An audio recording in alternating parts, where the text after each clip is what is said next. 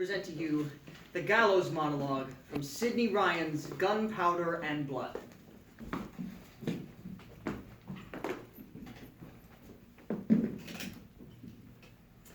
Due to the unfortunate fencing mishap in the scene previous, the part of Robert Keyes will be played the remainder of this evening by the assistant stage manager, Morris White.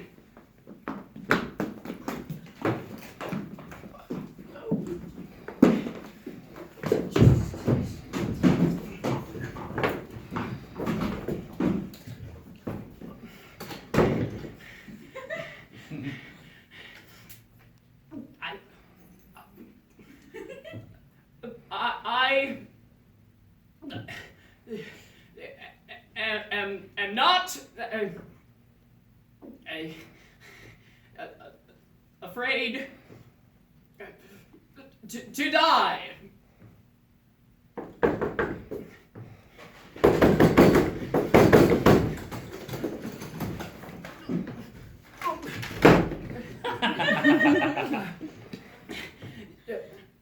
Tis the last day of January.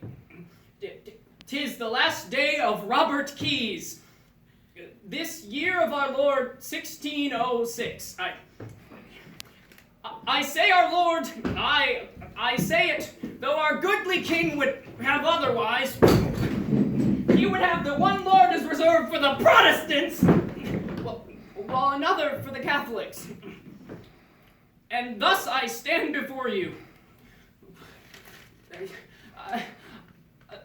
I am calm, trembling not, assured in my faith, though I wear this adornment about my neck. Yea, at ease, even as I know that after I am hanged but not killed, but my privates are to be torn asunder and burnt to cinders in front of me.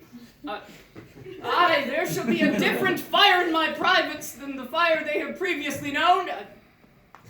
But I am not afraid! Indeed, I see there the fire already burning in yonder brazier that shall char my privates, which by decree shall henceforth be made public.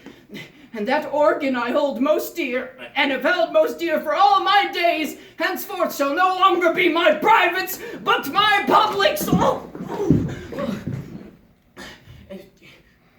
And I say it is most unbefitting a so-called Christian nation to publicize a Christian's privates and then cook them down into a black powdery ash.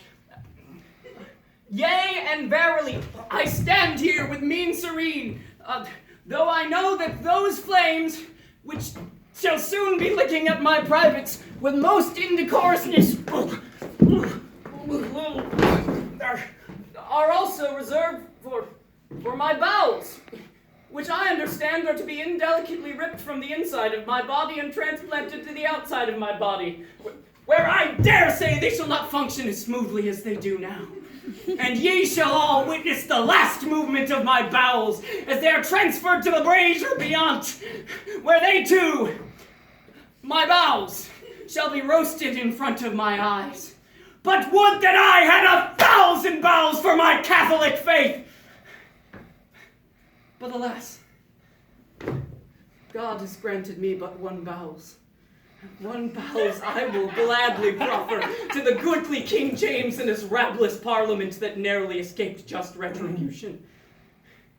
Hold out your hands, sirs. I give you my bowels. And though my bowels shall crackle and moan in those flames, they are quiet now, I assure you. And though my privates will sputter, and curl in the unforgiving fires, they know that they are most tight-lipped now. No stream of sparkling fear yellows the insides of my trunkos. Nay!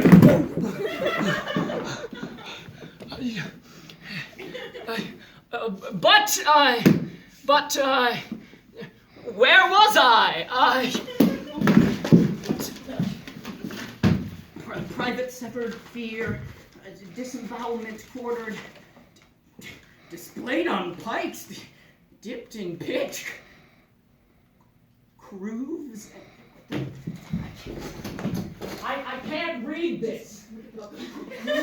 Crowns! For all the crowns of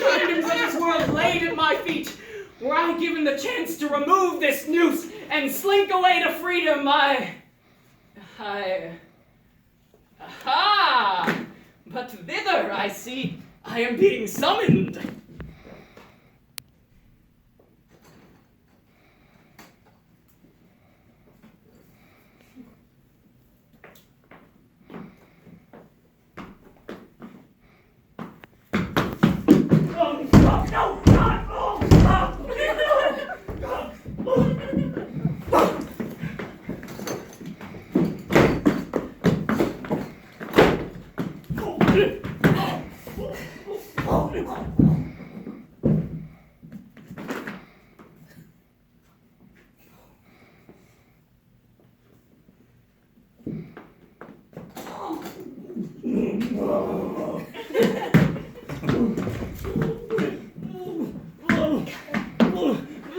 Where am I going?